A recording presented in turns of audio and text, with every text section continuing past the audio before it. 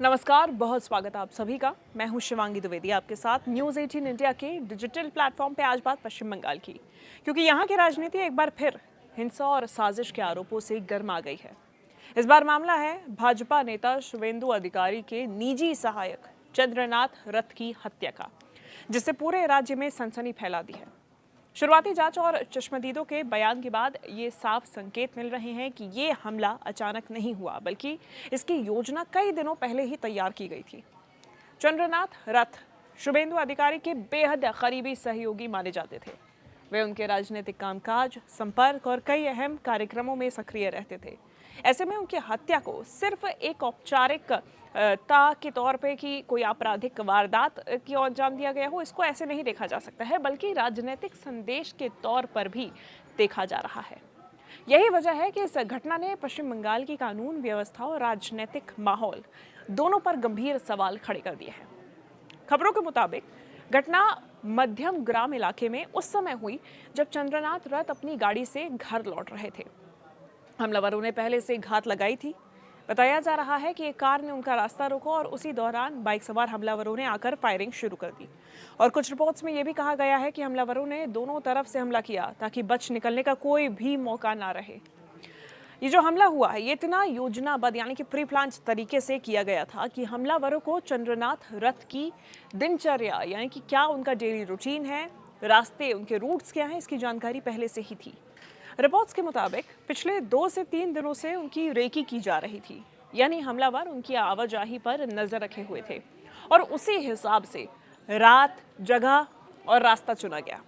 बारिश वाली रात, सुनसान सड़क को इसीलिए चुना गया ताकि हमला जल्दी किया जा सके और मदद देर से पहुंचे। स्थानीय लोगों और शुरुआती जांच से यह भी सामने आया है कि हमले में कई लोग शामिल थे।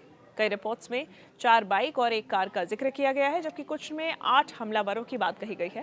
हालांकि अभी तक जो औपचारिक बयान सामने आया है उसमें यह कहा गया कि एक कार थी और दूसरा बाइक थी, जिसपे 2 हमलावर आए और हमला करके वहां से फरार हो गए। अब इससे अंदाजा ये लगाया जा सकता है कि ये कोई एकल हमला नहीं था, बल्कि संगठित साजिश थी। पुलिस अब ये पता लगाने में जुटी हुई है कि मौके पर कौन कौन था, किसने गोली चलाई और कौन पीछे से पूरी योजना को संभाल रहा था। एक अहम बात यह भी सामने आई है कि जिस गाड़ी में चंद्रनाथ रथ मौजूद थे, उस पर विधानसभा का स्टिकर लगा हुआ था। इसका मतलब है कि हमलावरों के लिए पहचान आसान थी।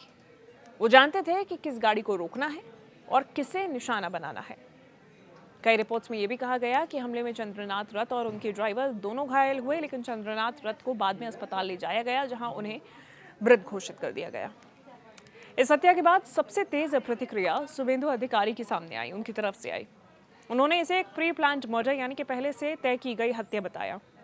उनके मुताबिक 2 से 3 दिनों तक रेकी की गई और फिर वारदात को अंजाम दिया गया। भाजपा का आरोप है कि यह केवल एक व्यक्ति की हत्या नहीं, बल्कि पार्टी और उनके नेताओं को डराने की कोशिश है।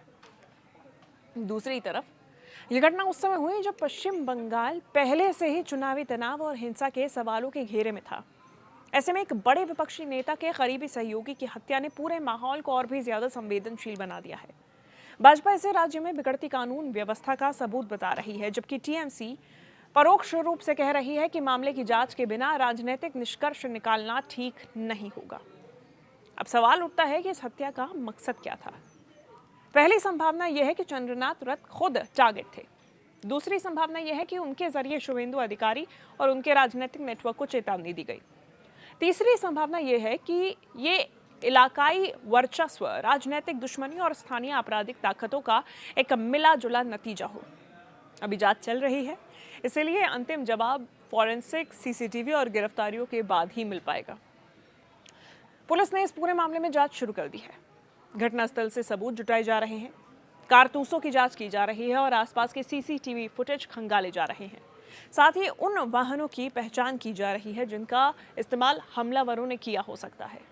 जांच एजेंसीज ये भी देख रही हैं कि क्या हत्या के पीछे स्थानीय गिरोह, राजनीतिक कार्यकर्ता या फिर कोई संगठित नेटवर्क तो शामिल नहीं था।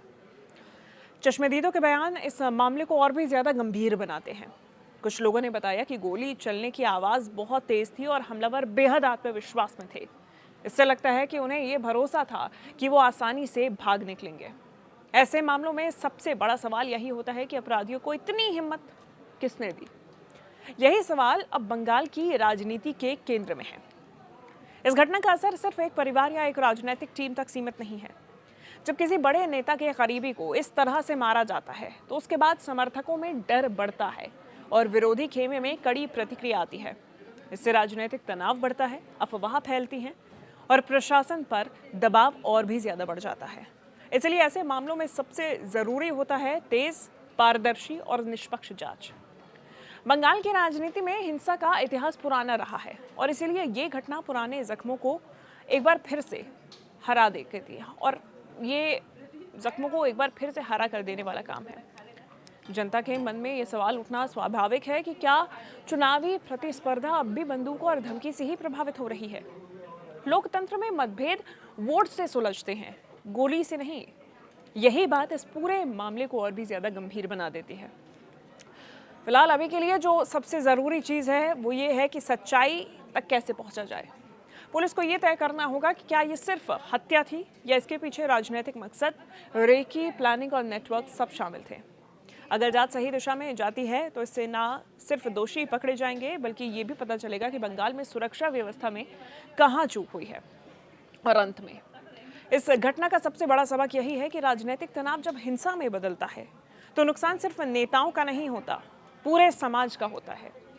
चंद्रनाथ व्रत की हत्या ने एक बार फिर दिखा दिया है कि अगर राजनीति और अपराध के बीच की रेखा धुंधली हो जाए तो लोकतंत्र कमजोर पड़ता है। अब सबकी नजर इस बात पर है कि जांच किस दिशा में जाती है और क्या सच सामने आ पाता है। धन्यवाद।